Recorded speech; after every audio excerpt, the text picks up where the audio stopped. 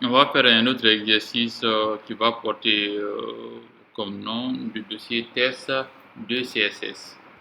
Test de CSS. D'accord, voici le deuxième dossier. D'accord, dans cet exercice, on va voir les attributs, des attributs HTML, classe et ID, et les sélecteurs associés, les sélecteurs CSS qui seront associés. Donc, dans la même logique des choses, il me faudra créer une page HTML. Et je vais mettre rapidement une page HTML enregistrée test 2.html. D'accord, test 2.html qui sera enregistré cette fois-ci dans le dossier test de CSS. Et je vais créer, on va mettre le squelette rapidement. Bien, voici le squelette rapidement. Title plutôt.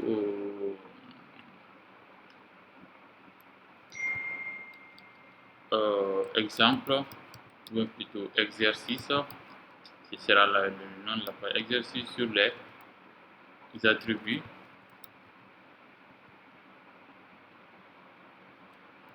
Exercice sur les attributs classe et ID. D'accord, je sais que le nom du titre est un peu long, mais je mets exercice classe ID tout simplement. Exercice classe ID, c'est bon. Ok, enregistré bien. Dans le header, dans le header, je vais mettre le link. Plutôt, on va créer la page CSS. Enregistrer. Style.css.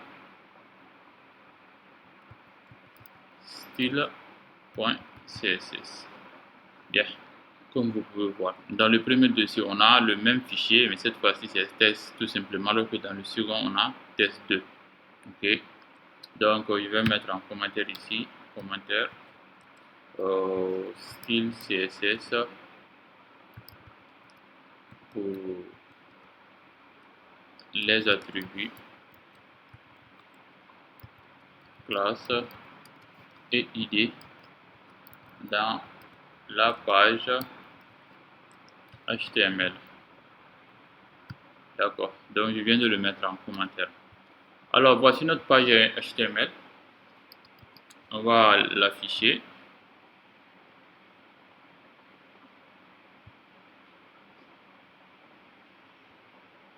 Bien, elle est vide. Donc je vais mettre quelques contenus rapidement dans la page HTML. Le contenu de ma page HTML, ça va être quoi? Un titre de niveau 1. Bien, un premier paragraphe.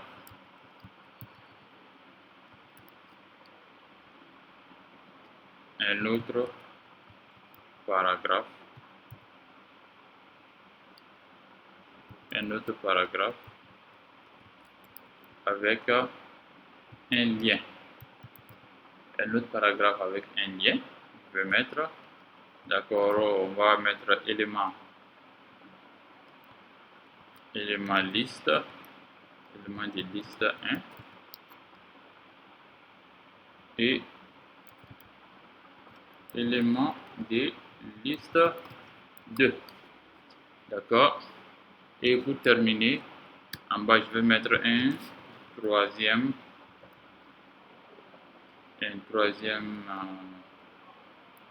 paragraphe. Un troisième paragraphe. Bien, donc voici le contenu de cette page. Toujours, vous voyez, un titre de niveau 1, un premier paragraphe, un autre paragraphe plutôt, un autre paragraphe, un troisième paragraphe enregistré,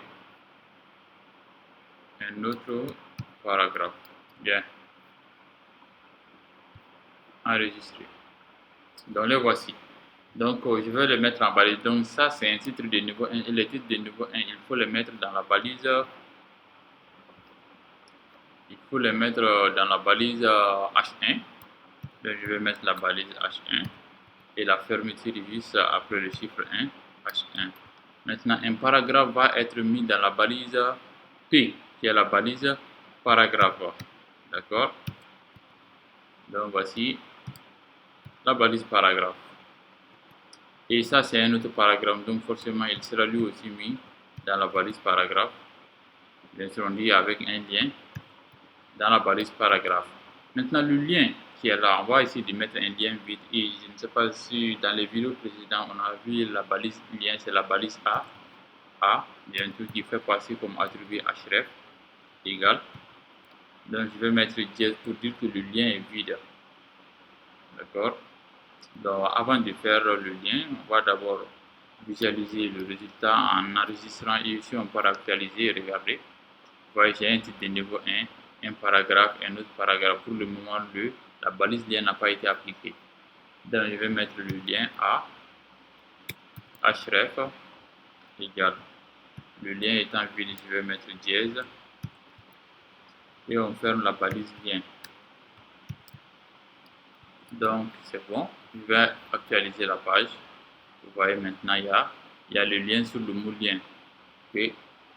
Et on dit éléments de liste. Ça, c'est des éléments de liste. Donc, on va utiliser soit une liste ordonnée ou une liste non ordonnée.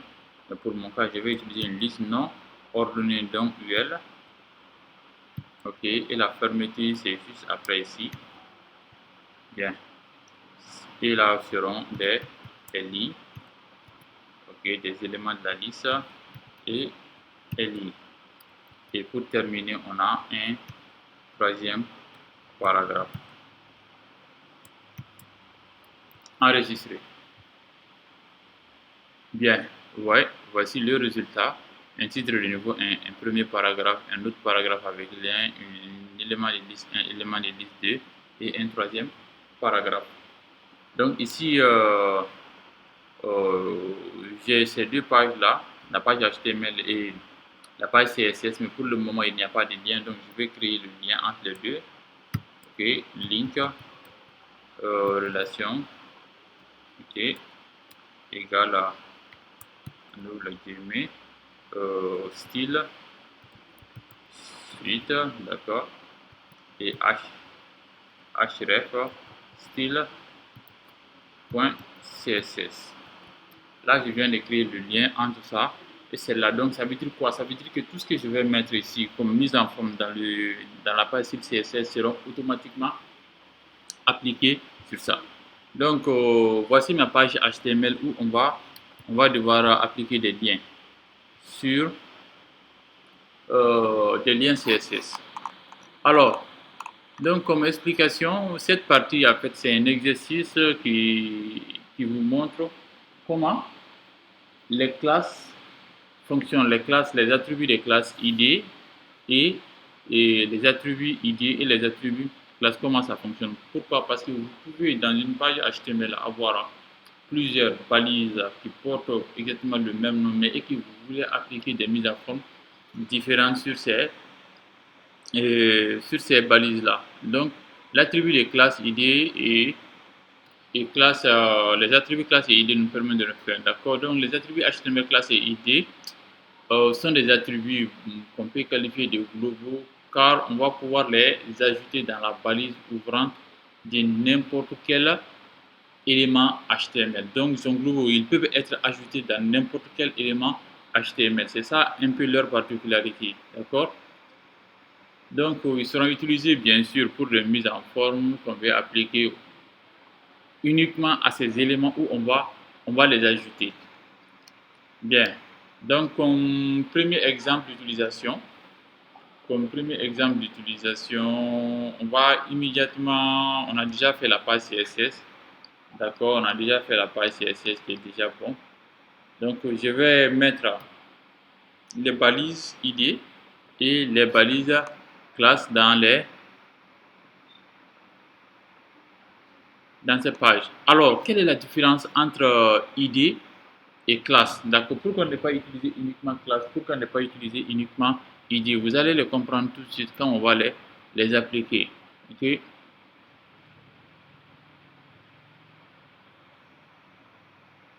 Donc, notez déjà que chaque idée doit avoir une valeur propre ou unique dans une page.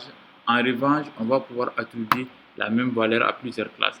La seule différence qui est, regardez, je vais dans la page HTML les mettre, dans la page HTML les mettre.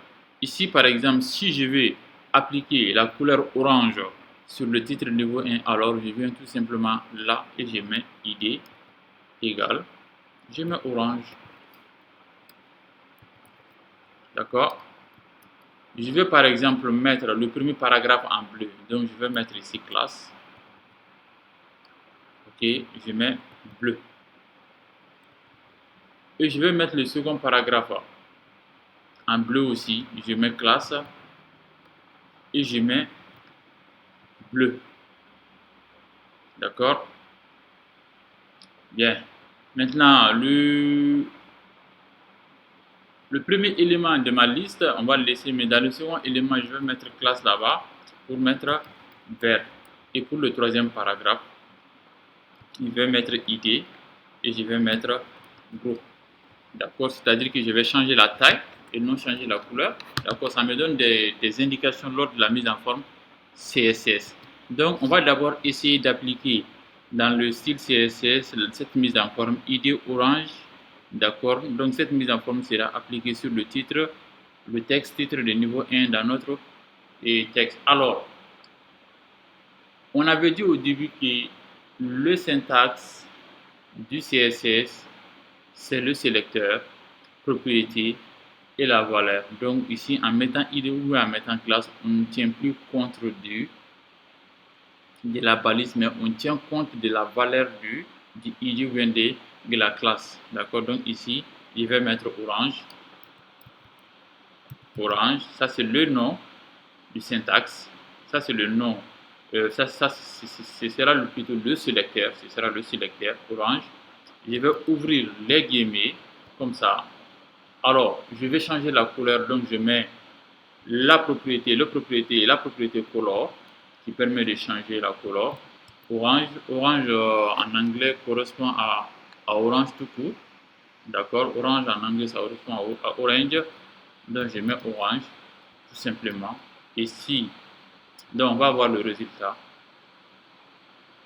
Alors, mon titre de niveau 1 reste toujours en noir. Pourquoi? Parce que ici j'ai mis orange qui correspond effectivement au nom du ID. Donc, ça, tant que ça reste comme ça, un seul texte simple, le CSS va le considérer comme si on avait fait une déclaration de balise, comme si le mot orange était une balise, alors que ici le mot orange n'est pas une balise, mais la valeur du ID qui appartient à la balise H1. Donc, pour dire qu'on a affaire à une ID, c'est la valeur d'une ID, il me faut obligatoirement mettre dièse avant le nom de ID. Donc, comme ça, il sera que dans cette page HTML, il y a une ID qui porte le nom orange. Donc, on met orange et je viens tout simplement appliquer et actualiser la page. Désolé, je n'ai pas enregistré. Ok, je viens d'enregistrer orange. Oui, c'est ça, orange, color.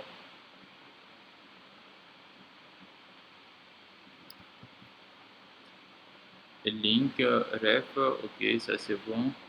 href, désolé, ça c'est rel. Ouais, c'est ça. Il y avait une erreur. Relation, d'accord. Enregistrer. Donc on actualise. Vous voyez, maintenant ça marche. Effectivement, ça marche. Orange, un titre de niveau 1. Ok, donc orange, il fait allusion à l'attribut ID orange. Maintenant, l'attribut ID classe. Classe. L'attribut ID classe bleu. Bleu, ici, je vais appliquer la couleur bleue à ça, à un paragraphe et un autre paragraphe. Si je vais appliquer bleu à ça, ça va être quoi? Je mets tout simplement bleu, d'accord? On ouvre les guillemets et je mets color, deux points, bleu. Alors, donc on va aussi voir le résultat. Donc ça veut dire quoi? Ça veut dire que ce paragraphe et ces paragraphes. Pourquoi? Parce que c'est les deux là qui portent le même nom d'attribut. D'accord? Si on regarde le code HTML, ces deux là, regardez bien, ils portent le même, ici, le même nom d'attribut, et celui-là aussi porte le même nom d'attribut, un autre paragraphe et un paragraphe avec le lien. Mais aussi pour le paragraphe, si je mets bleu, il va le considérer comme si bleu était le nom d'une valise, alors que non, bleu est le nom d'une classe, l'attribut d'une classe. Donc je dois le faire précéder par un point. C'est ça la différence. Pour les ID, si on utilise la valeur ID, on met JS. Si on utilise la valeur classe, on met tout simplement, comment dirais-je, on met point. Donc actualiser et vous allez voir le résultat. Vous voyez, les deux sont devenus en bleu. Les deux sont devenus en bleu. Je vais zoomer un peu. Le voici. Un titre de niveau 1, un premier paragraphe, second paragraphe. Bien. Donc, toujours dans mon code HTML, ici, on a liste, le second élément de liste qui est aussi un attribut classe. Donc, ça c'est vert. Donc, je viens ajouter tout simplement point vert, vu que c'est une classe. On ouvre les accolades, color, green, enregistrer et je viens actualiser. Vous voyez, l'élément il est devenu vert. Et pour terminer, celui-là c'est quoi? Un troisième paragraphe. Le code c'est quoi? Ça c'est gros, c'est-à-dire quoi? On ne va pas changer la couleur, mais on va essayer de l'agrandir. Donc je viens là. C'est quoi? C'est un ID ou bien c'est une classe. Si c'est un ID, c'est un ID, donc je vais mettre gros. Donc ça veut dire que je dois mettre d'abord dièse. Je mets gros. OK. Puis je mets font size. Je mets par exemple 50 pixels. Point virgule. Et je viens actualiser la page. Vous voyez, le texte est, on a agrandi la taille du. Il est 15h30. On a agrandi la taille du texte. Alors, la taille du texte a été agrandie.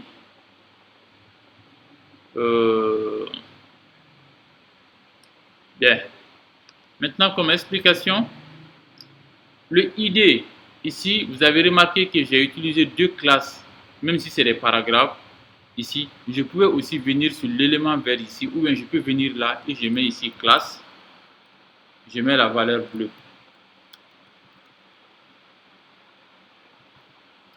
Alors, le résultat va tout simplement impacter sur ça. Vous voyez? Alors que dans mon élément, si je venais par exemple un autre titre, et que si je mettais par exemple un autre titre de niveau 1, en mettant H1 ici,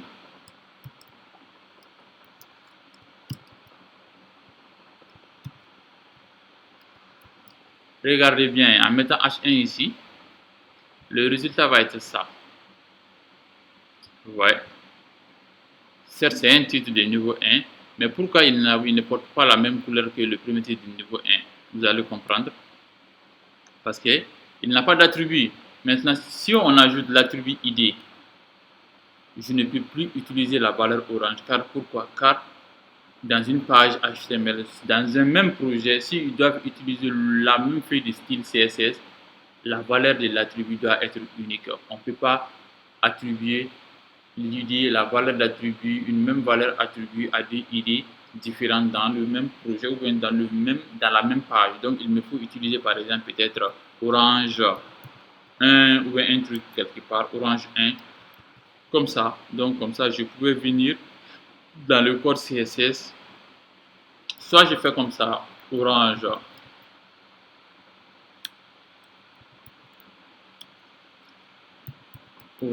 1, je mets les mêmes valeurs, comme ça. Vous voyez, donc le résultat va être ça, comme ça, regardez. Ou bien, j'efface celui-là, et j'efface celui-là aussi, et je mets tout simplement la virgule, je mets dièse, orange 1. Comme ça, ces deux sélecteurs vont avoir les mêmes propriétés qui va être la propriété color qui aura la valeur orange. Donc regardez le résultat. Vous voyez, le résultat ne change pas. Donc l'utilisation de ces paramètres, c'est ça. D'accord. Donc la différence entre classe et ID, c'est quoi? C'est qu'il existe une différence notable entre ces deux attributs. D'accord. Chaque ID doit avoir une valeur unique dans une même page, tandis que plusieurs attributs classes peuvent partager la même valeur. D'accord. Donc cela fait que l'attribut ID est beaucoup plus spécifique que l'attribut classe et que ces deux attributs vont avoir des rôles et buts différents, notamment pour la mise en forme CSS. D'accord. C'est aussi simple que ça. Donc le code, comme j'ai dit tout le temps, si je fais des améliorations dans le projet, je vous enverrai le code en entier pour que vous puissiez voir. D'accord. C'est pour ça même généralement on utilise classe, d'accord, pour définir des faits, des styles généraux et communs avec plusieurs éléments dans une même page, comme nous venons de voir. D'accord. Bien. Donc toujours si vous avez des classes, plutôt des questions, ne vous dérangez pas, envoyez-les-moi rapidement pour qu'on puisse, avancer dans le cours. Alors, il ne faut pas oublier aussi que on peut, si bien sûr, si possible, ajouter une classe et une idée dans la même valeur. Mais là, on verra dans un autre exercice. Mais pour ça, on va se contenter avec ce contenu. Donc, voici un peu le code que je vais vous envoyer là tout de suite même par email. OK? Et retenez une chose, hein, à chaque fois que je vous envoie un nouveau dossier public HTML sous format compressé, vous devez savoir qu'il y a eu des modifications, ou il y a eu des mises à jour, ou il y a eu des ajouts dans l'ancien dossier, l'ancien fichier compressé que je vous ai envoyé n'est plus valable et que les nouvelles modifications que j'ai mis dans le nouveau dossier, dans le fichier compressé public HTML, alors les vidéos se trouvent sur la chaîne YouTube que vous avez pratiquement tous accès. Donc, je vous souhaite bonne chance pour cette nouvelle vidéo encore et baisse le garde, d'accord? Au revoir.